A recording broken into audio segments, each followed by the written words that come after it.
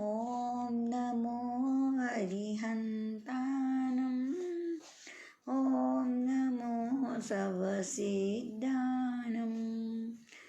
ॐ नमो आयर्यानम् ॐ नमो वज्रायानम् नमो लोये सर्वसाहूनम् एषो पञ्चनमोकारो सर्वपावपनाशनो मङ्गलानं च सर्वेसिं परमं हवै मङ्गलं परमं हवै मङ्गलम्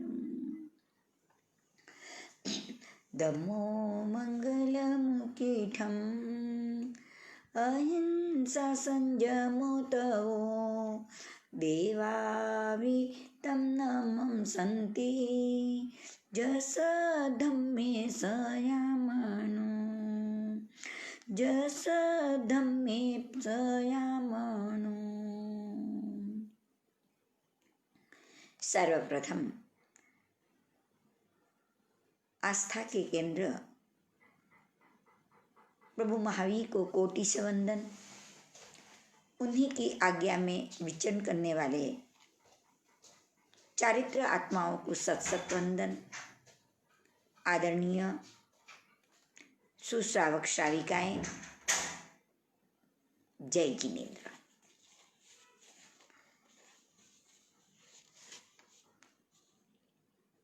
सदगृहस्थ के जीवन कितना सुंदर होना चाहिए। परिवार स्वर्ग जैसा बन जाए,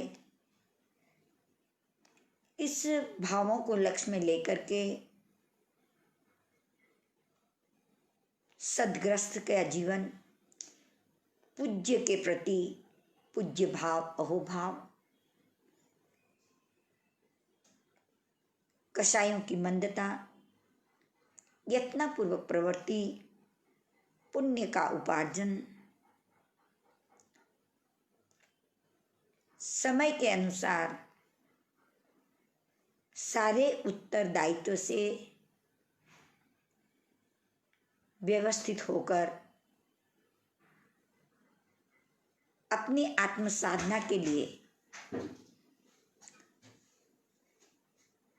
14 नियम, 3 मनोरथ का चिंतन, 4 विश्राम का स्वरूप, जिसमें नौकासी आदि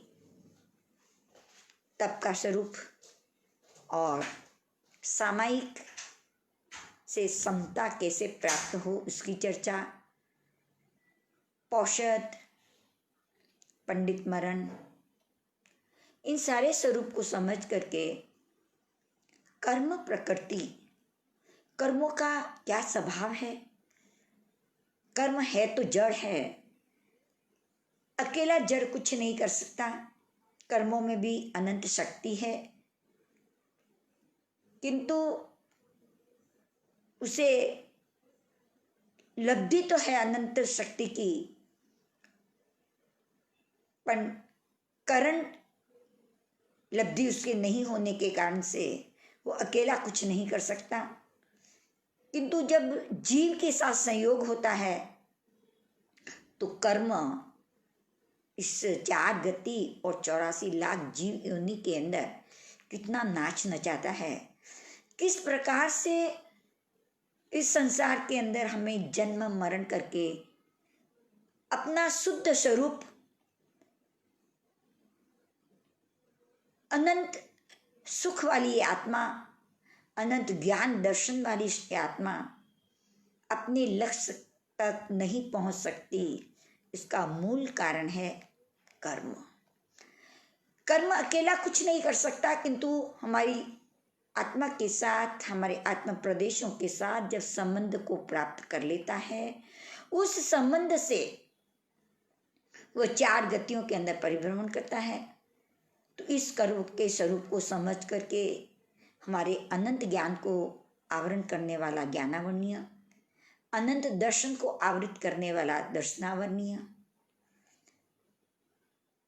आत्मा के अनंत सुख के स्वरूप को नई पहचानने देने वाला, इंद्रिय और मनोजन्य सुख को ही सच्चा सुख समझाने वाला ये वेदनीय कर्म।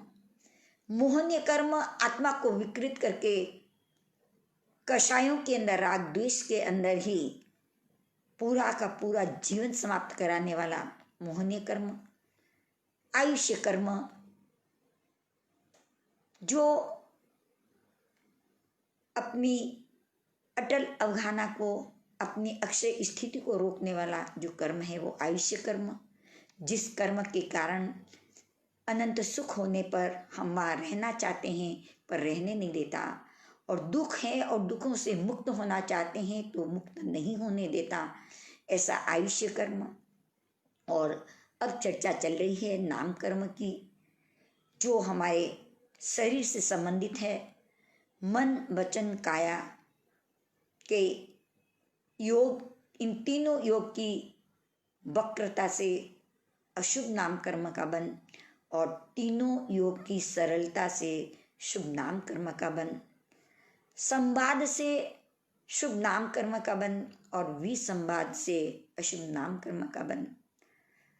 शुभ नाम कर्म का बंध तीर्थंकर परमात्मा, चक्रवर्ती, वासुदेव इतने शुभ नाम कर्म का बंद करके आते हैं कि उनका शासन, उनके जीवन की चर्चा आज भी 2600 वर्षों से अधिक समय बीतने के बाद में भी हम उन तीर्थंकर परमात्मा की चर्चा, उनके जीवन को देख करके, उनके जीवन चारित्र से समझ करके हम भी अपने जीवन को परिवर्तन करने की शक्ति प्राप्त होती है।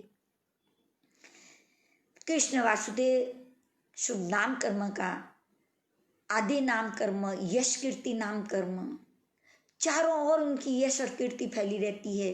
इस प्रकार से शुभ नाम कर्म का बंध से आत्मा को क्या सम्यक अवस्था प्राप्त होती है, इसको हम समझने का प्रयास कर रहे हैं। नाम कर्म की 93 प्रकृतियां, उसमें से 14 पिंड प्रकृति, 8 प्रत्येक प्रकृति, त्रस दशक और स्थावर दशक, इस प्रकार से 93 प्रकृतियां।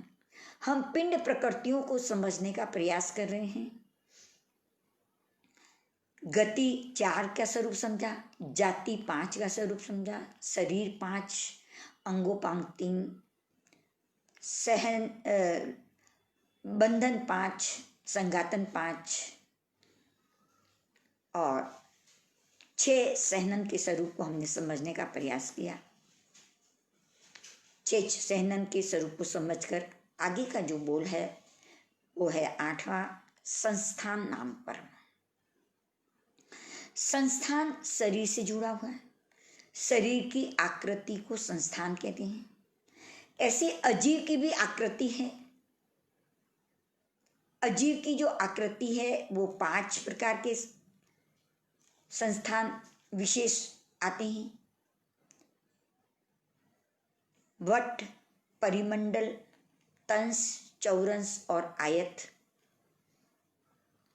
वट का अर्थ होता है लड्डू के समान गोल, परिमंडल का अर्थ होता है चूड़ी के समान गोल, त्रिकोण 3 कोण वाला त्रिभुज के समान,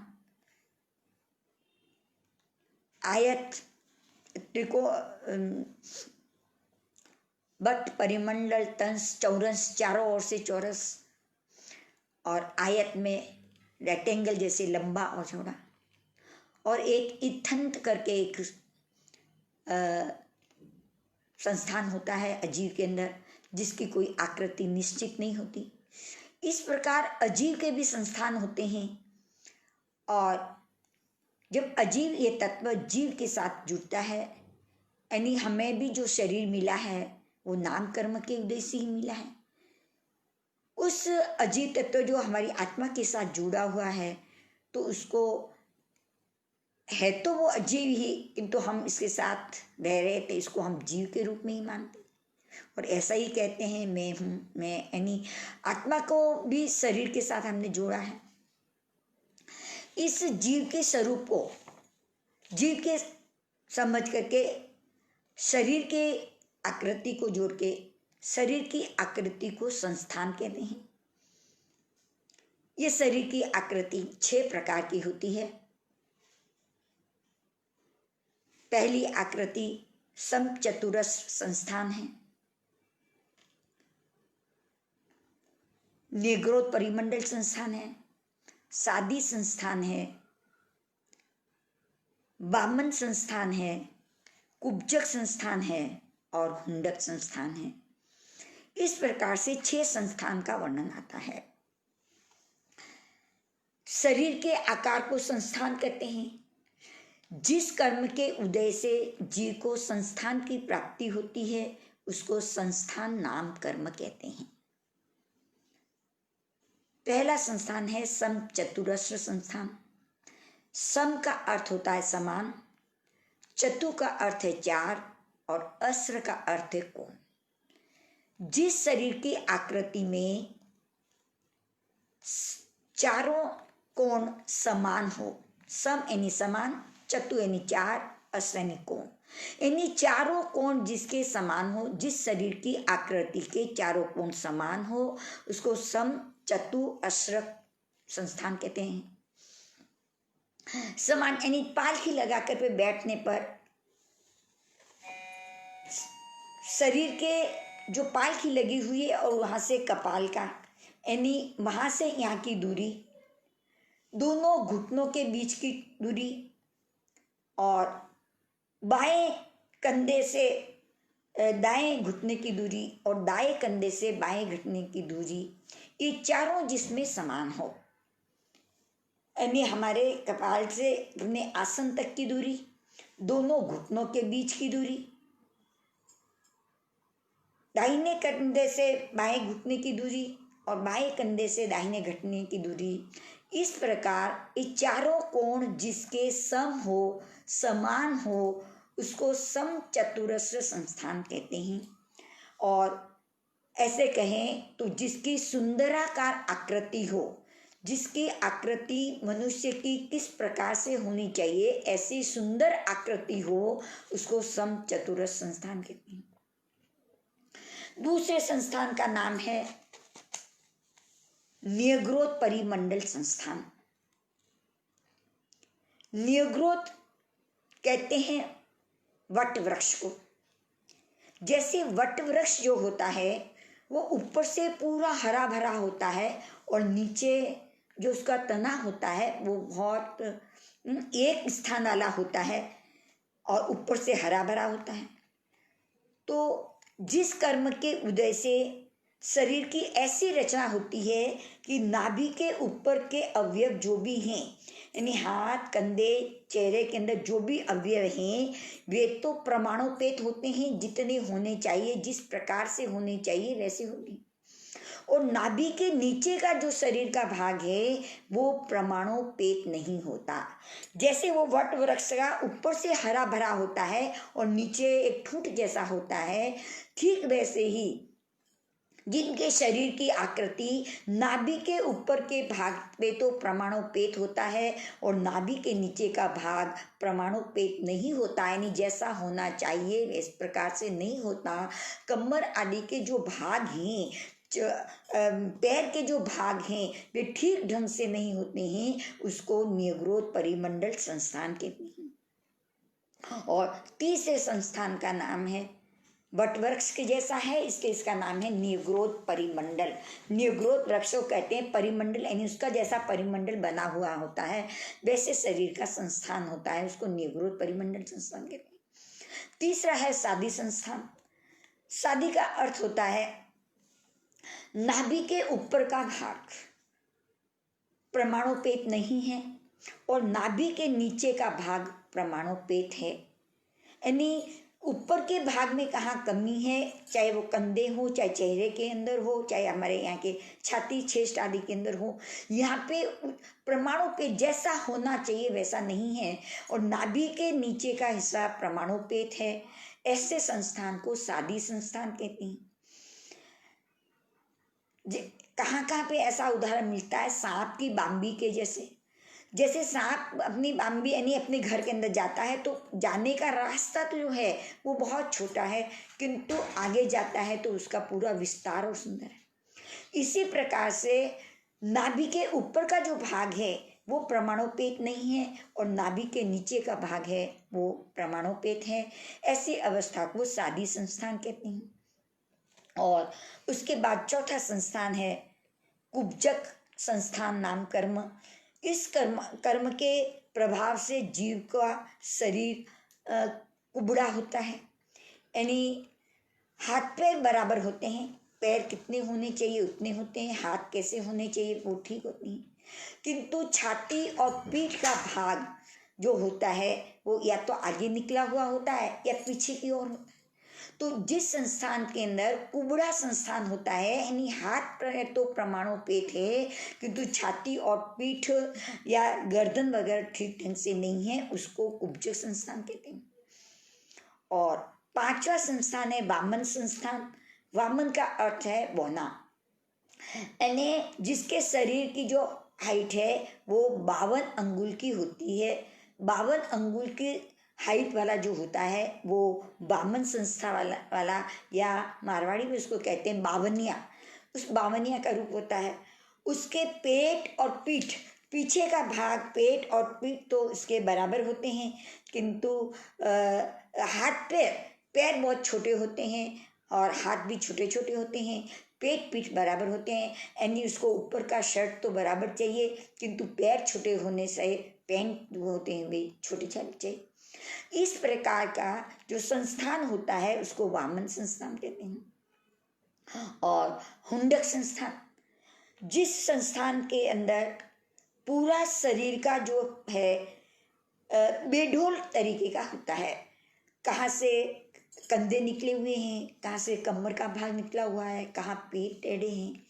इस प्रकार से जिस शरीर के पूरे शरीर के अंग प्रमाणोपेत नहीं होते हैं, उचित नहीं होते हैं, सुरूप में व्यवस्थित नहीं होते हैं, उस संस्थान को हुंडक संस्थान कहते हैं। इस प्रकार से 6 संस्थान हुए, समचतुर संस्थान, निग्रोध परिमंडल संस्थान, सादी संस्थान, वामन कुब्जक संस्थान, वामन संस्थान और हुंडक संस्थान। ये शरीर की बाह्य आकृति है और इस बाह्य आकृति से कोई ऐसा विशेष फर्क तो नहीं पड़ता, किंतु इन संस्थानों के नाम कर्म से इस प्रकार की शरीर की आकृति मिलती है। देवताओं में हमेशा समचतुर संस्थान ही होता है। देवताओं का शरीर सुंदर आकार आकृति वाला समचतुर संस्थान वाला होता है। नरक के जीवों के जो संस्थान होते हैं वो हुंडक संस्थान के रूप में होते हैं, बेडोल आकृति इनकी होती है। और मनुष्य के अंदर 6 संस्थान पाए जाते हैं। तिर्यंच के अंदर एकेंद्री, बेंद्री, तेंद्री, चौरंद्री, असंधी, पंचेंद्री, इनमें सब में हुंडक संस्थान ही होता है। इनके शरीर की आकृति प्रमाणोपेत नहीं होती, हुंडक संस्थान होता है। और सन्नी, तिर्यंच, पंचेंद्री में 6 संस्थान हो सकते हैं, मनुष्य में 6 संस्थान हो सकते हैं। तो ये संस्थान जो है वो हमें नाम कर्म के उदय से प्राप्त होता है। किसी की नकल करने से, किसी की हंसी उड़ाने से, ऐसे संस्थान को देखकर, ऐसी आकृति को देख करके उसके प्रति द्वेष की भावना आदि रखने से जो अशुभ नाम कर्म का बंध होता है, तो जब उदय में आता है तो इस प्रकार के संस्थान हमें प्राप्त होते हैं। इसमें ऐसा कुछ नहीं है कि इस संस्थान वाला मनुष्य मोक्ष जा सकता है या नहीं, ऐसा नहीं है। ये बाह्य आकृति है, इस बाह्य आकृति का कोई विशेष आत्मा पे कोई प्रभाव नहीं पड़ता। यानी हुंडक संस्थान वाला भी हो तो भी वो अपनी आत्मा की साधना कर सकता है। बस इसे समझना है कि ये संस्थान जो मुझे मिले हैं वे अशुभ नाम कर्म के योग से मिले हुए हैं। संस्थान की तरफ ध्यान न दे करके अगर वो अपनी आत्मा की साधना करे तो अपने लक्ष्य तक पहुंच जाता है। अष्टावक्र जी थे, वे 8 तरफ से उनके शरीर का वक्र था, पर विशिष्ट ज्ञानी थे। ज्ञानियों में उनका नाम आता है, ज्ञानी लोग उनकी प्रशंसा करते हैं। इस प्रकार के अपना चिंतन बुद्धि अलग होती है, किंतु बाह्य संस्थान ऐसे होते हैं, पर ये मिलते हैं हमारे मन वचन काया की वक्रता से वक्र मिलते हैं और मन वचन काया की सरलता से सरल मिलते हैं। तो ये संस्थान नाम कर्म हो गए। और संस्थान नाम कर्म के बाद में वर्ण नाम कर्म का, वर्ण 5 प्रकार के होते हैं, काला, नीला, लाल, पीला और सफेद, ये 5 प्रकार के वर्ण बताए। वर्ण का अर्थ होता है रंग और कलर, काला, नीला, लाल, पीला और सफेद। हमारा ये शरीर जो है वो पुद्गलों से बना हुआ है और ये 5 ही वर्ण, काला, नीला, लाल, पीला, सफेद जो वर्ण है, कलर है, ये पुद्गल में है और हमारा शरीर पुद्गलों से बना हुआ है। तो इस शरीर के अंदर 5 ही वर्ण होते हैं, काला, नीला, लाल, पीला और सफेद। जिस वर्ण की विशेषता होती है, प्रमुखता होती है, यानी अधिक रूप में वो वर्ण होता है, वो हमें दिखाई देता है। बाकी सारे के सारे क्या हो जाते हैं, क्योंकि पुद्गल है। पुद्गल उसे ही कहते हैं जिसमें वर्ण, गंध, रस, स्पर्श हो। और ये वर्ण की बात चल रही है और पुद्गल के अंदर ये 5 ही वर्ण होते हैं। गोरे रंग के होते हैं तो श्वेत वर्ण की प्रमुखता की, बाकी सारे गौण हो जाते हैं। कोई व्यक्ति काले वर्ण का होता है तो काला वर्ण उसका, बाकी सारे उसके अंदर भी लाल, पीला, सफेद, नीला है, किंतु उस समय गौण हो जाते हैं और काले वर्ण की प्रमुखता होती है। जो हरे रंग के ऐसे शरीर वाले होते हैं उनकी उसकी प्रमुखता होती है, बाकी सारे गौण हो जाते हैं। तो ये वर्ण नाम कर्म जो है वो हमारे इसके निमित्त से हमारे शरीर के अंदर जो वर्ण है पुद्गलों के अंदर वो काला, नीला, लाल, पीला, सफेद के रूप में होते हैं। कोई कोई कहते हैं कि भाई निग्रो लोग बहुत काले होते हैं। हाँ, उनके काले वर्ण की प्रमुखता है, बाकी सारे वर्ण क्या है, दबे हुए। अमेरिका में रहने वाले के शरीर का वर्ण गोरे रंग का होता है, बाकी सारे दबे हुए हैं। तो इस प्रकार से अलग अलग वर्ण होते हैं। ऐसे चिंतन करें तो टमाटर जो है उसके अंदर लाल वर्ण, टमाटर लाल दिखाई देता है, किंतु उसके अंदर हरा भी है, सफेद भी है, पीला भी है, काला भी है, सारे के सारे वर्ण है। क्योंकि हम जब उगता है तो हरे रंग का होता है और धीरे धीरे वो लाल रंग का हो जाता है। तो फिर क्या लाल रंग बाहर से आके आया? नहीं, उसी के भीतर था, उसी के भीतर से वो चीजें प्रकट होती है। हरा रंग की पर्याय जो है वो लाल रंग की पर्याय में बदल जाती है, तो उसका शरीर का रंग लाल हो जाता है। हरा कलर का जो आम है वो पीले वर्ण के अंदर बदल जाता है। तो शरीर के अंदर जो है वो सारे के सारे वर्ण है। मिर्ची का रंग हरा दिखाई दे रहा है, हरी मिर्ची का, किंतु उसमें सारे के वर्ण है। सफेद जामुन के अंदर भी सारे के सारे वर्ण है। तो उनका जो शरीर है इस वर्ण नाम कर्म से हुए। तो वर्ण 5 है। इस प्रकार से काला वर्ण नाम कर्म, नीला वर्ण नाम कर्म, लाल वर्ण नाम कर्म, पीला वर्ण नाम कर्म और सफेद वर्ण नाम कर्म। इस सबके संसार के सभी के शरीरों में ऐसा होता है। जिस जिस की स्थिति प्रमुखता होती है उस रूप के अंदर वो शरीर के रंग हमें दिखाई देते हैं। तो हमारे इस शरीर के अंदर 5 ही वर्ण हैं। फिर है गंध नाम कर्म। गंध नाम कर्म का अर्थ होता है जीव के शरीर में से जो गंध निकलती है वो गंध नाम कर्म के उदय से निकलती है। गंध 2 प्रकार की होती है, सुरभि गंध होती है और दुर्भी गंध होती है। इससे जिसके शरीर से सुरभि गंध नाम कर्म का जिसे उदय होता है उसके शरीर से केसर और कस्तूरी जैसी सुगंध आती है। और दुर्भिगंध नाम कर्म का उदय होता है तो बदबू आती है, सड़ा मांस की जैसे कैसी बास आती है, बदबू आती है, उस प्रकार की बदबू। परंतु बदबू भी आती है वो दुर्गंध नाम कर्म का, दुर्भिगंध नाम कर्म का उदय है। और सुगंध आती है वो सुरभिगंध नाम कर्म का उदय है। किसके पसीने से बहुत दुर्गंध आती है और किसी के मलमूत्र से भी दुर्गंध नहीं आती। तो जैसे जैसे सुरभिगंध नाम कर्म का उदय होगा तो सुगंध आएगी और दुर्भिगंध नाम कर्म का उदय होगा तो दुर्गंध आएगी। पर ये शरीर के अंदर क्योंकि पुद्गल है और पुद्गल के अंदर वर्ण गंध रस स्पर्श है, तो गंध है तो गंध दोनों प्रकार की हो सकती है। तो गंध नाम कर्म का काम है सुरभिगंध और दुर्भिगंध। परंतु ये ऐसा नहीं है कि इसी में रहता है, सुरभिगंध भी दुर्भिगंध में परिवर्तित हो जाता है, दुर्भिगंध भी सुरभिगंध में परिवर्तित हो जाता है। गंध मूल गुण है, परंतु उसकी पर्याय क्या हो जाती है, बदलती जाती है। तो ऐसे शुभ नाम कर्म का होगा तो सुरभिगंध होगा, अशुभ नाम कर्म का उदय आ जाएगा तो दुर्भिगंध के रूप में हो जाएगा। और रस नाम कर्म, रस नाम कर्म के भी 5 भेद है, तीखा, कड़वा, कसेला, खट्टा और मीठा। ये 5 रस नाम कर्म का है, जिनके उदय से शरीर के अंदर 5 ही रस हैं, पर 5 रस के अंदर अपने अपने रस की प्रधानता होती है। किस रस के अंदर तीखा, किस में कड़वा, किस में कसेला, खट्टा और मीठा, इस प्रकार से होता है। जैसे काली मिर्च एकदम तिक्त चरपरी स्वभाव की होती है, तीखा होता है। नीम के अंदर कड़वास बहुत होती है। और हरडे, क्या बोलते हैं उसको, बेहड़ा, आंवला, ये सारे कसाइले रूप में होते हैं। और नींबू, इमली ये आम्ल रस वाले होते हैं, खट्टे रस वाले होते हैं। और मिश्री आदि मीठे रस वाले होते हैं। तो ये सारे रस होते हैं, हमारे शरीर में भी ये सारे के सारे रस हैं। हमने शरीर को कभी टेस्ट किया ही नहीं, हमको क्या मालूम। पर शरीर के अंदर ये 5 ही रस होते हैं, क्योंकि नियम है कि जहाँ पर पुद्गल है वहाँ पे वर्ण गंध रस और स्पर्श होते ही हैं। इसीलिए ये इन नाम ये सारे रस होते हैं। प्रमुखता जैसी जैसी होती है वैसा वैसा का भी अनुभव। और इतने है बादर रूप के अंदर ही ये वर्ण गंध रस स्पर्श सारे होते ही हैं, तो हम उसको देख नहीं पाते।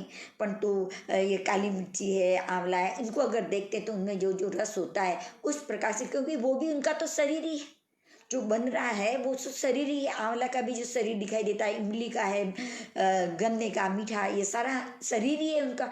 उन शरीरों के अंदर वैसा वैसा रस, वहाँ पे उनकी उनकी वैसी वैसी प्रमुखता होती है, जैसे जैसे उनके नाम कर्म का योग होता है वैसे हमारे शरीर में भी ऐसे ही 5 रस होते हैं, पर हम इसको समझ नहीं पाते। फिर स्पर्श नाम कर्म होता है। स्पर्श नाम कर्म के अभिप्राय से यानी संवेदना होती है, शरीर का स्पर्श करने पर, छूने पर उसका जो अनुभव होता है उसको स्पर्श नाम कर्म कहते हैं। इसका स्पर्श नाम कर्म के उदय से ही ये सारी चीजें हमें समझ में आती हैं।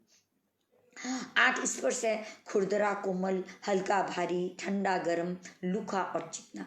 तो हमारे शरीर के अंदर भी ये 8 के 8 स्पर्श पाए जाते हैं। खुरदरा है, पैर की एड़ियाँ होती है वो खुरदरी होती है। और गले का तालुआ होता है वो कोमल होता है। बाल हल्के होते हैं। शरीर की हड्डियां भारी होती है।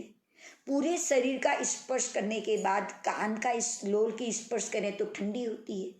कलेजा गर्म होता है। जीभ लुखी होती है और आँख की किकली चिकनी होती है। तो ऐसे हमारे शरीर में ऐसे 8 स्पर्श पाए जाते हैं। और ये स्पर्श से जिसका शरीर लोहे जैसा भारी होता है, अगर लघु, खुरदरा, कोमल, हल्का, भारी, ठंडा, गर्म, खुरदरा, कोमल, हल्का, भारी, भारी नाम कर्म का उदय होता है तो शरीर लोहे जैसा भारी होता है। हल्के नाम कर्म का उदय होता है तो शरीर रुई जैसा होता है। और कोमल नाम कर्म का उदय होता है तो शरीर मक्खन जैसा, किसका शरीर देखेंगे आप, मक्खन जैसा दिखाई देता है। और खुरदरा नाम कर्म का उदय होता है तो गाय की जीभ कैसे खुरदरी होती है वैसा पूरा शरीर खुरदरा होता है। शीत नाम कर्म का उदय होता है तो शरीर बर्फ जैसा ठंडा होता है। गर्म नाम कर्म का उदय होता है तो शरीर आग जैसा गरम गरम लगता है। और चिकने नाम कर्म का उदय होता है तो घी जैसा चिकना होता है। और रुक्ष नाम कर्म का उदय होता है तो बालू जैसा शरीर होता है। ये शरीर ऐसे होते हैं। कहानियों के माध्यम से ऐसा पढ़ा है और सुना भी है कि द्रौपदी के जीव के शरीर के अंदर, पूरे शरीर के अंदर ऐसी उष्ण वेदना जबरदस्त थी। और एक सेठ के यहाँ पे जन्मी हुई थी। उसकी शादी करने के लिए सारी बात व्यवस्थित हो जाती और शादी की पूरी तैयारियां भी हो जाती। और जब शादी के मंडप में बैठती और हथलेवा जोड़ती, तो जिसके साथ हथलेवा जोड़ा जाता तो इसके शरीर की इतनी गर्मी होती कि उसके शरीर के अंदर आग लगती और वो उठ करके चला जाता। ऐसे 2-3 बार हो गया। किसी गरीब को ला करके, भाई तुम तो इससे शादी कर लो, पर उसके शरीर के अंदर भी ऐसी उष्ण वेदना होती है। तो इस प्रकार के शरीर के अंदर ऐसी उष्ण वेदना भी होती है। ये सारा खुरदरा कोमल हल्का भारी ठंडा गर्म लूखा और चिकना जो शरीर का है, वो शरीर के नाम कर्म से ही प्राप्त होता है और सबके शरीर में ऐसा होता है। तो हमने वर्ण, गंध, रस और स्पर्श की बात की, तो ये हमारे शरीर के अंदर ही होते हैं। इससे नाम कर्म से ये चीज़ें हमें प्राप्त होती है। फिर आगे का जो 13वां बोल है वो है अनुपूर्वी नाम कर्म। अनुपूर्वी नाम कर्म का सीधा सा अर्थ है कि जिस कर्म के उदय से जीव जब नया जन्म लेने के लिए विग्रह गति से जाता है, तो वह उसको अपने नए जन्म स्थान तक पहुंचा देता है, उसका नाम है अनुपूर्वी नाम कर्म। जैसे जीव संसार में जब तक है तब तक वो जन्म मरण करेगा ही करेगा। पूरे लोक के अंदर जहाँ जहाँ हम 4 गति और 84 लाख जीव योनि के अंदर जो परिभ्रमण करती हैं, तो इस पूरे लोक के अंदर ही परिभ्रमण करती हैं। इस लोक के अंदर आकाश सबसे बड़ा है। आकाशस्ति काय ही हम सबको स्थान देता है। तो पूरे लोक के अंदर जो आकाश है, उस आकाश की श्रेणियां बनी हुई है। जैसे हमारे बच्चों के या स्कूल की जो किताबें, उसमें ग्राफ्ट की एक किताब आती है, तो जैसे ग्राफ्ट कैसे होते हैं, वैसे पूरे लोक के अंदर आकाश की श्रेणियों की ग्राफ्ट बनी हुई है। और जीव का जो स्वभाव है वो श्रेणी गमन करना है। तो ये ग्राफ्ट ऊंचे ऊपर से नीचे तक, पूरब से पश्चिम तक और उत्तर से दक्षिण तक, इस प्रकार से पूरे ग्राफ्ट बने हुए हैं। और ये ग्राफ्ट को श्रेणियां कहते हैं। जीव जब एक शरीर को छोड़ के आयुष्य पूर्ण करता है और दूसरे आगे जन्म लेने के लिए जो जाता है, तो जीव का जो स्वभाव है, हमारी आत्मा का जो स्वभाव है, वो स्वभाव है श्रेणी गमन करना। यानी श्रेणी से ही गमन करता है, चाहे ऊंची से नीचे तक या नीचे से ऊंचे तक, या पूर्व से पश्चिम या उत्तर से दक्षिण, पर करेगा उस ग्राफ के अनुसार, श्रेणी के अनुसार ही गमन करता है। जीव का स्वभाव है। बस ये स्वभाव अगर हमको समझ में आ जाए और हम भी श्रेणी के अनुसार अगर गमन करें, तो हमारा सीधा सा जीवन हो जाए, कल्याण हो। पर हम नहीं समझ पाते। जब आत्मा इस शरीर से निकलती है तो वो श्रेणी गमन करती है। जिस स्थान से आत्मा उस पहले वाले शरीर को छोड़ती है और वहां से गति करती है, अगर उसका उत्पत्ति स्थान उसी श्रेणी में है, सरल रेखा में है, उसी अनुश्रेणी से है, तो सीधी यहाँ से निकली और वहां जाकर के उत्पन्न हो जाती है। उसमें एक समय ही लगता है। जब एक समय वाली गति से जब श्रेणी गमन करती है, तो उसके लिए उसे अनुपूर्वी नाम कर्म की आवश्यकता नहीं होती। एक तो अनुश्रेणी गमन से तो सिद्ध परमात्मा होते हैं, जहां से आयुष्य पूर्ण हुआ उसी क्षेत्र में, क्योंकि मनुष्य क्षेत्र भी 45 लाख योजन का है और सिद्ध शिला भी है, वो 45 लाख योजन की है। तो जीव का सरल रेखा से गमन होता है, ऋजु श्रेणी से गमन होता है, जहां से निकले। परंतु प्रश्न ये खड़ा होता है कि मोक्ष जाने वाले जीव तो 15 कर्मभूमि वाले मनुष्य ही होते हैं, और 45 लाख योजन में तो बहुत 15 कर्मभूमि के क्षेत्र तो सिर्फ 15 ही है। 30 अकर्मभूमि, 56 अंतर्दिक वाले हैं, और लवण समुद्र है, बीच में कालोदधी समुद्र है, और जो 15 क्षेत्र हैं उसके अंदर भी, भरत क्षेत्र के अंदर भी पूरे 32,000 देश हैं। उसमें से सिर्फ 25.5 देश वाले ही आर्य क्षेत्र वाले हैं, बाकी तो सारे अनार्य क्षेत्र वाले ही हैं, और वहाँ से मोक्ष जाते हैं। तो फिर ये समझ में नहीं आता कि 45 लाख योजन का जो ये अड़ाई द्वीप है, मनुष्य का क्षेत्र है, और ऊपर जो है सिद्ध शिला वो 45 लाख योजन की है, और बता दिया कि जब जिस गमन करता है तो सीधा उस 45 लाख योजन यानी सिद्ध शिला के उस तरफ से आगे उसका उनका स्थान लोक का अग्रभाग है, किंतु जाता है उसी स्थान से। तो ऐसे कैसे हो सकता है? तो हाँ, जाने वाला तो 15 कर्म भूमि मनुष्य ही है। न अकर्म भूमि वाले जाते हैं, न अंतर्दीप वाले जाते हैं, और न समुद्रों के अंदर जो दूसरे तिर्यंच आदि प्राणी, कोई मोक्ष नहीं जाता। सिर्फ 15 कर्म भूमि वाला भी, वो भी पर्याप्त जीव ही जाता है। वो जीव जब अपनी साधना करने की योग्यता बढ़ जाती है और साधना हो रही है, उस समय कभी देव आकर के सहरण करके उनको उस क्षेत्र के अंदर डाल देते हैं, और जहाँ जैसे लवण समुद्र में किसी को डाल दिया, और उनके अंतर जागृति इतनी हो गई, वो स्वयं की ओर इतनी अंदर पहुंच गए कि उनको उसी समय में केवल ज्ञान भी प्राप्त हो गया, और उसी समय में सिद्ध जाना, तो उसी क्षेत्र से ऊपर चले जाते। तो सहरण की अपेक्षा देखें तो पूरा ढाई दीप का 45 लाख योजन से आत्मा सिद्ध होती है, और नहीं तो सिर्फ 15 क्षेत्रों से ही आत्मा सिद्ध होती है। 5 भरत क्षेत्र, 5 एरावत क्षेत्र और 5 महा क्षेत्र सहरण की अपेक्षा से ही होती है। इसे सिद्ध शिला भी 45 लाख योजन की बताई। तो सिद्ध परमात्मा होते हैं, उनको तो अनुपूर्वी की जरूरत ही नहीं है। वो तो यहाँ पे सरल रेखा से, यानी अनुश्रेणी से ही, ऋजु श्रेणी से ही गमन करते। और संसार के जीव जो हैं, जहाँ से आयुष्य पूर्ण करती हैं, और उसी सरल रेखा के अंदर, उसी श्रेणी के अंदर उनको जन्म लेना होता है, तो एक समय में पहुंच जाते हैं। वहां पे अनुपूर्वी नाम कर्म की आवश्यकता नहीं, किंतु जन्म स्थान श्रेणी अनुसार तो नहीं है, पर 20 श्रेणी के अंदर है, यानी श्रेणी ग्राफ के अनुसार नहीं है, दूसरे स्थान पे है, तो 20 श्रेणी में नहीं जा सकता। वो श्रेणी से ऐसे जाकर फिर ऐसे जाएगा, डायरेक्ट 20 श्रेणी से गमन नहीं कर सकता।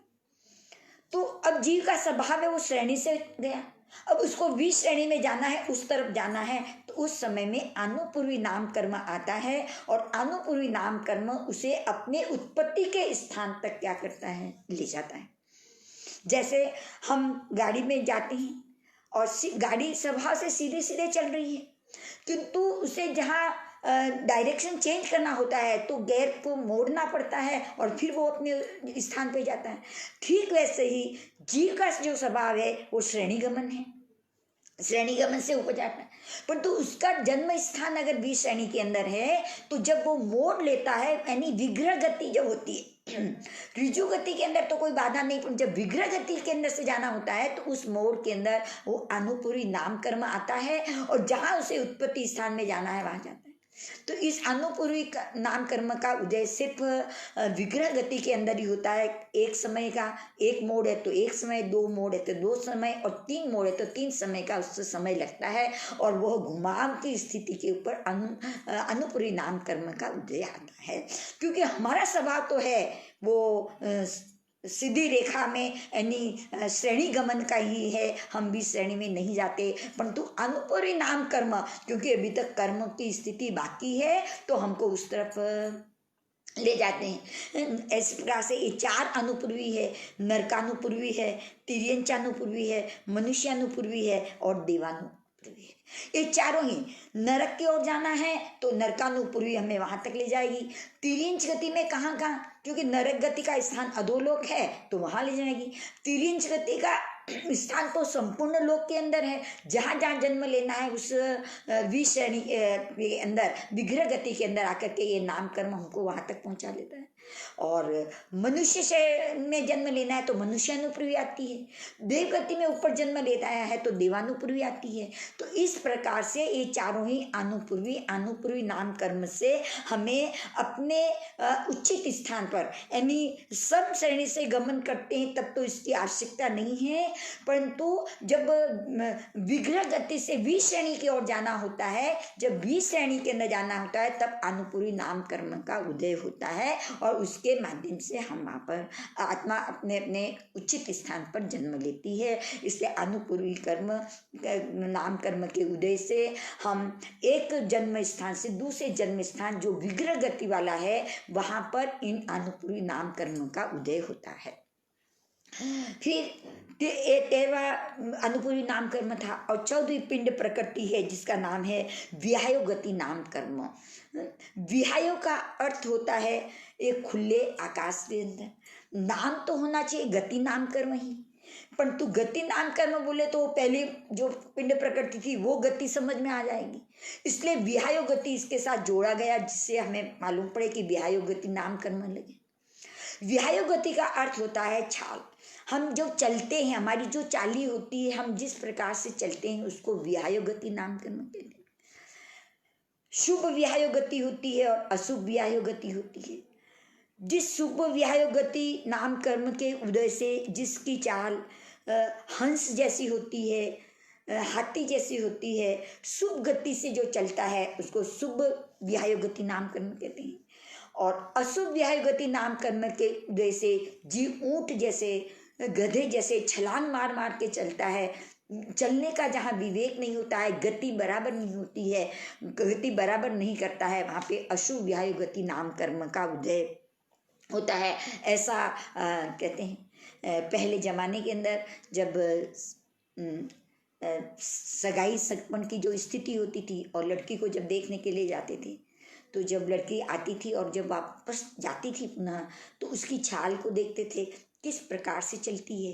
अगर उसकी चाल शुभ है, मंद गति से, हंस की चाल से, हाथी की चाल से अच्छी तरह से चल रही है, तो कहते थे कि इस लड़की के शुभ नाम कर्म है, ये शुभ है, इसकी चाली अच्छी है, इसका शुभ नाम कर्म का उदय है, तो ये लड़की अच्छी जीवन की होगी, और उसके साथ संबंध जोड़ देते थे। ऐसा हमने सुना है और ऐसा ही हुआ है हमारे जीवन के अंदर। तो इस प्रकार का अर्थ है कि ये विहायो गति दो प्रकार की होती है, शुभ विहायो गति नाम कर्म और अशुभ विहायो गति नाम कर्म। ये भी जो हमें प्राप्त हो रहा है वह हमारे नाम कर्म के उदय से होता है। तो इस प्रकार से 14 पिंड प्रकृतियों के 65 भेद हुए। गति नाम कर्म के 4 हुए, जाति नाम कर्म के 5 हुए, शरीर नाम कर्म के 5 हुए, अंगोपांग नाम कर्म के 3 हुए, क्योंकि तेजस और कार्बन में अंगोपांग नहीं होता है, और बंधन नाम कर्म के 5 हुए, संघातन नाम कर्म के 5 हुए, क्योंकि इन्हीं के द्वारा शरीर का बंधन और संघात होता है। सहन नाम कर्म के 6 हुए, संस्थान नाम कर्म के 6 हुए, वर्ण नाम कर्म के 5, गंध नाम कर्म के 2, और रस नाम कर्म के 5, स्पर्श नाम कर्म के 8, और अनुपूरी नाम कर्म के 4, और विहायो गति नाम कर्म के 2। इस प्रकार से 14 पिंड प्रकृतियों के कुल मिला के 65 भेद होती हैं। तो हमने अभी पिंड प्रकृति के स्वरूप को समझने का प्रयास किया। अब 8 जो है वो प्रत्येक प्रकृति है। प्रत्येक का अर्थ होता है सिंगल, एक एक ही है। जैसे गति 4 है, विहायो गति 2 है, इस प्रकार से वहाँ पे गति का उसके कोई प्रभेद नहीं होते हैं, सिर्फ एक एक ही प्रकृति होती है, उसको प्रत्येक प्रकृति कहते हैं। ऐसे 8 प्रत्येक प्रकृतियाँ गिनी जाती है। इनकी जो प्रकृतियाँ होती है उससे हमारे शरीर के अंदर क्या 8 प्रत्येक प्रकृतियों के अंदर पराघात नाम कर्म है, उच्छ्वास नाम कर्म है, आतप नाम कर्म है, उद्योत नाम कर्म है, अगुरु लघु नाम कर्म है, तीर्थंकर नाम कर्म है, और निर्माण नाम कर्म है, और उपघात नाम कर्म है। ये 8 प्रत्येक प्रकृतियां गिनी जाती है। पहली प्रकृति का नाम है पराघात नाम कर्म। पराघात नाम कर्म का अर्थ होता है कि इसके उदय से व्यक्ति इतना बलवान होता है कि दूसरा जो बलवान व्यक्ति सामने आया है तो उस व्यक्ति के दर्शन करते ही या उसकी वाणी को सुनते ही एकदम शांत हो जाते हैं, यानी उनके ऊपर आघात पहुंच जाता है। आगे वाला कितना भी बलवान हो, युद्ध करने के लिए आया है और बहुत बलवान है, किंतु जिसके पराघात नाम कर्म का उदय होता है और जब वो युद्ध क्षेत्र में पहुंचता है तो आगे वाला उसको देख करके ही उसकी शक्तियां एकदम क्षीण हो जाती है, यानी दूसरा जो बलवान व्यक्ति है वह एकदम निष्प्रभ हो जाता है, यानी उसकी शक्तियां एकदम शांत हो जाती है। किसके? पराघात नाम कर्म के। इसलिए कभी कभी कहते हैं कि दिखने में तो इतना पतला है परंतु इसके अंदर वो ताकत है कि दूसरे बलवान भी उसको देख करके क्या हो जाती हैं, शांत हो जाती। ऐसे पराघात नाम कर्म के उदय से पर को इतनी आघात पहुंचाता है और कुछ करता भी नहीं है, उसके दर्शन कर उसको देखने मात्र से या उसके वाणी को सुनने से ही वो निष्प्रभ हो जाता है, उसकी शक्तियां शांत हो जाती हैं। और कहाँ कहाँ पे इसका लक्षण ऐसा ही बताया है कि पराघात नाम कर्म के उदय से जो नख और सिंह आदि जो होते हैं वे इस प्रकार के मिलते हैं कि दूसरों की घात कर सकता है। तो ये भी जो नख आदि सिंह आदि जो जानवरों को मिलते हैं वे भी पराघात नाम कर्म के उदय से मिलते हैं। यानी पर को आघात पहुंचाने वाले कर्म नाम कर्म की प्रकृति को पराघात नाम कर्म की प्रकृति कहते हैं। ये एक ही होती है। फिर उच्छ्वास नाम कर्म, जिस कर्म के उदय से जीव श्वास लेता है और उच्छ्वास के रूप में छोड़ता है उसको श्वासोच्छ्वास नाम की प्रकृति कहते हैं। बाहर के श्वासोच्छ्वास नाम कर्म भी एक प्रकार की वर्गणा है। जो हम ये कहते हैं कि वायु काय का श्वास लेते हैं, हवा का श्वास लेते हैं, ये नहीं है। श्वास लेने के लिए तो श्वासोच्छ्वास नाम की एक वर्गणा है जो पूरे लोक के अंदर भरी। उस श्वासोच्छ्वास वर्गणा का ही हम श्वास रूप में लेते हैं। पूरे इस लोक के अंदर वो श्वासोच्छ्वास नाम की वर्गणा भरी हुई है और जीव उसको श्वासोच्छ्वास नाम की वर्गणा को ग्रहण करते हैं और सब लेते हैं। एकेंद्री, बेंद्री, तेंद्री, चौरंद्री, असन्नी पंचेंद्री, सन्नी पंचेंद्री, नरक, देवता, तिर्यंश सभी इस श्वासोच्छ्वास को लेते हैं, क्योंकि शरीर जो मिला है वो श्वासोच्छ्वास के बिना जी नहीं सकता। इसको जीने के लिए तो श्वासोच्छ्वास की आवश्यकता होती है। नाक वाले नाक से श्वास लेते हैं। बाकी की जो एकेंद्री, बेंद्री, तेंद्री, एकेंद्री और बेंद्री जो जीव हैं वे अपने शरीर से श्वासोच्छ्वास की वर्गणा को ग्रहण करते हैं और लेते हैं, तभी वे जीवित हैं। तो उस श्वासोच्छ्वास की वर्गणा को ग्रहण करना और ग्रहण करके उसको उच्छ्वास के यानी पूरे शरीर के अंदर व्यवस्थित करके जब उच्छ्वास के रूप में उसका आलंबन लेके उसको छोड़ देना, उसका नाम है श्वासोच्छ्वास उच्छ्वास नाम कर्म।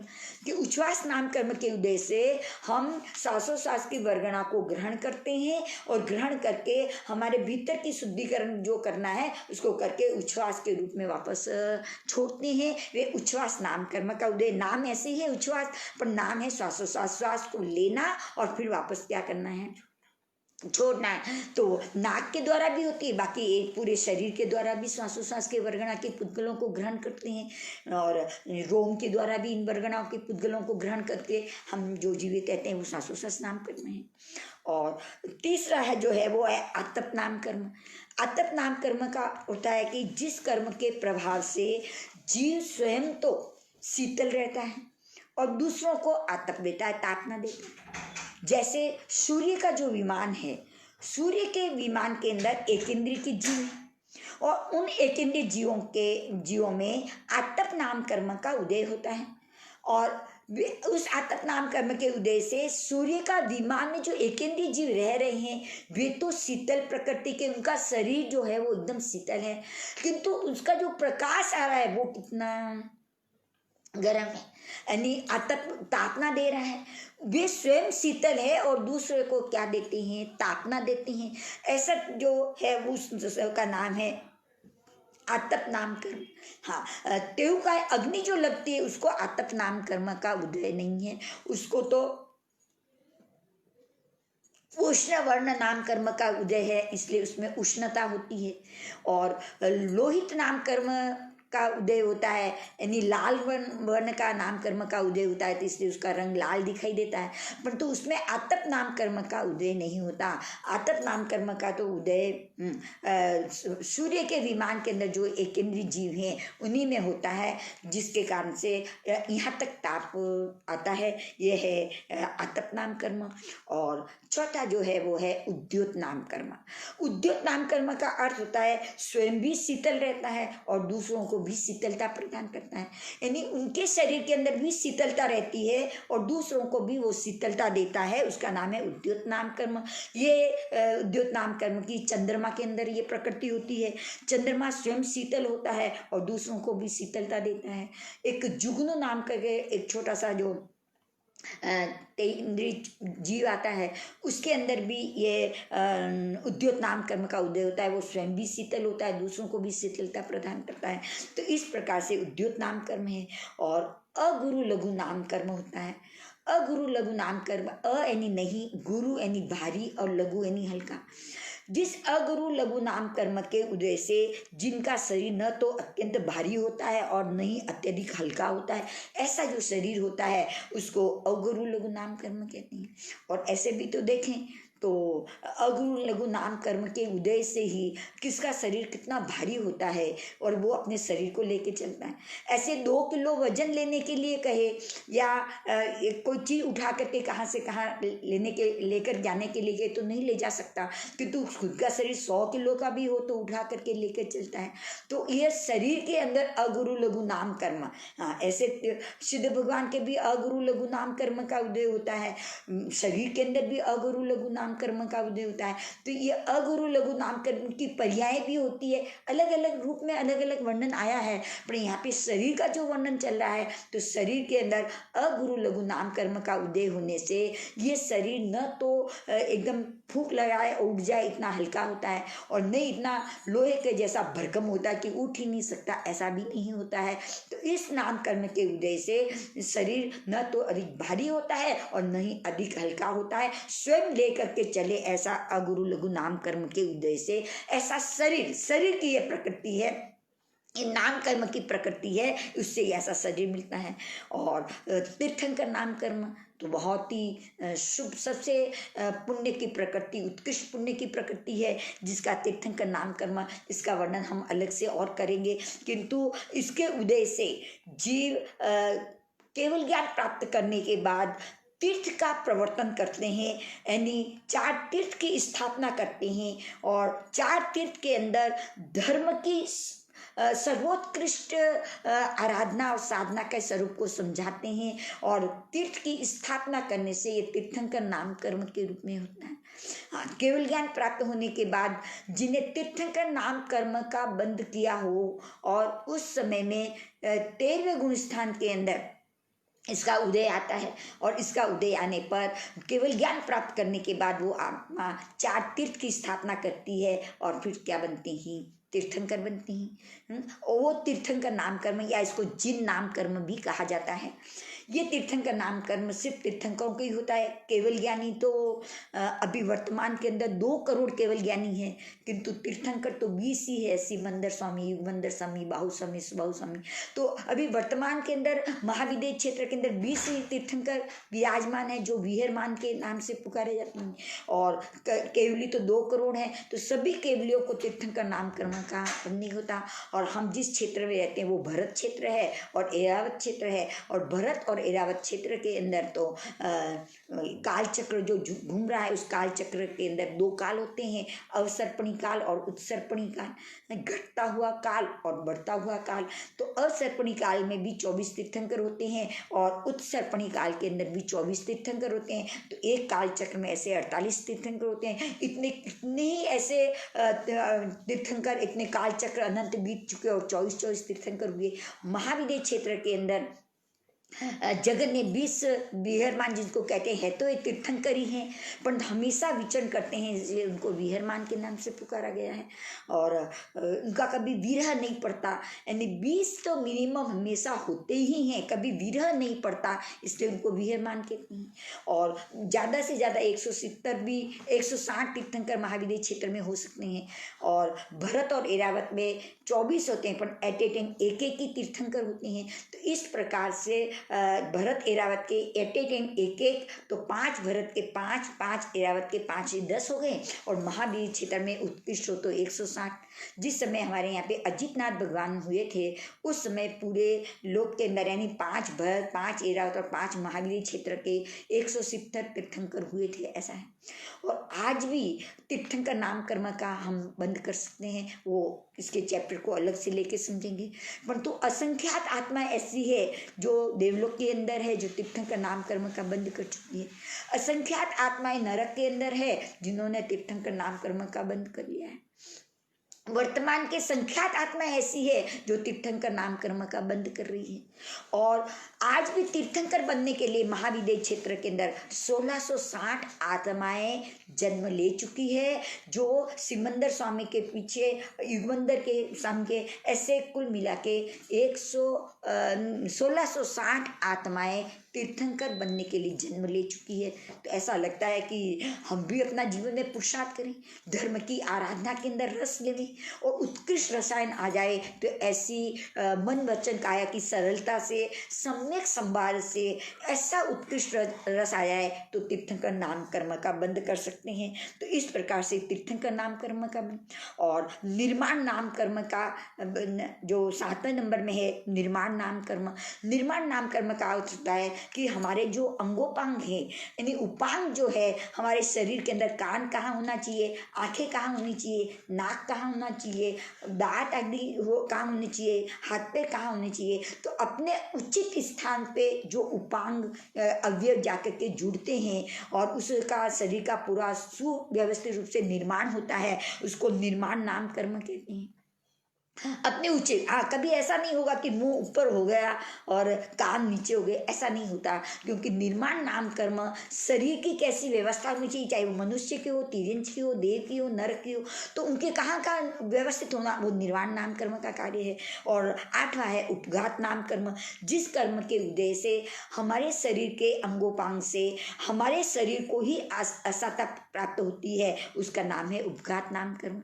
जैसे चोर दांत आ जाता है तो अपने ही दांत से अपने होस्ट को बार बार लगती है, अपने ही शरीर के अंग से, उपांग से अपने ही शरीर के अंगों का छेदन होता है, उसको उपघात नाम कर्म कहते हैं। जिसकी जीवा बराबर नहीं होती है तो वो जीवा बार बार शरीर के लिए असहता कर देती है, तो ऐसे उपघात नाम कर्म। तो हमने आज 8 प्रत्येक प्रकृति के नाम भी समझने की कोशिश की, बहुत शॉर्ट के अंदर समझाया, इसका विस्तार तो बहुत है, किंतु यहाँ पे जो व्यवस्था है उस व्यवस्था के अनुसार पराघात नाम कर्म, उच्छ्वास नाम कर्म, आतप नाम कर्म, उद्योत नाम कर्म, अगुरु लघु नाम कर्म, तीर्थंकर नाम कर्म, निर्माण नाम कर्म और उपघात नाम कर्म, ये 8 प्रत्येक प्रकृतियां हैं। तो हमने इन 8 प्रत्येक प्रकृतियों का वर्णन किया। तो 14 पिंड प्रकृतियों का हो गया और 8 प्रत्येक प्रकृतियों का। इस प्रकार से हमने 65 तो वो थी और 8 ये, तो 73 प्रकृतियों का लगभग हमने समझा। ये सारे हमारे नाम कर्म के उदय से हमारे शरीर के साथ जुड़ी हुई है। तो हम विशेष विशेष चिंतन करते रहें कि ये प्रकृतियाँ हमारे साथ कैसी जुड़ी हुई और किस प्रकार से हमारी ऐसी व्यवस्था बन रही है, जिससे समझने से हम अशुभ नाम कर्म का बंद करें या शुभ का हम स्वयं चिंतन करेंगे, क्योंकि ये विषय हमारा स्वयं का अपना है और कि प्रभु ने ये सारा स्वरूप हमारे सामने रखा, अब हमें कैसे करना इसका हम चिंतन करेंगे।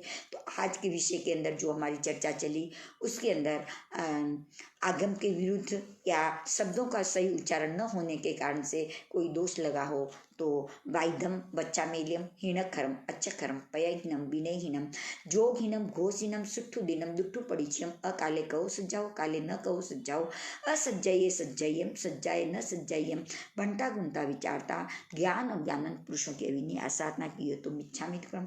और जिन्होंने भी इसमें भाग लिया वे सबको बार बार बार बार धन्यवाद के पात्र हैं।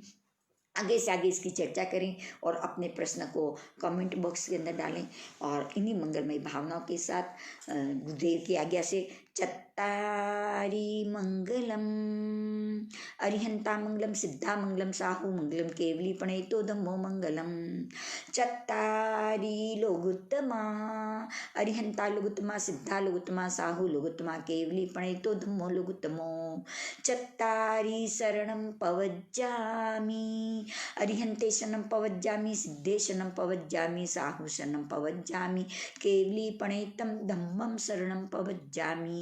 ये 4 शरणा दुखहरणा और न शरणा कोई, जो भव्य प्राणी आदरे तो अक्षय अमर पद होय। इन्हीं मंगलमय भावनाओं के साथ हम सबके लिए मंगल बने। जय जिनेन्द्र, जय जिनेन्द्र।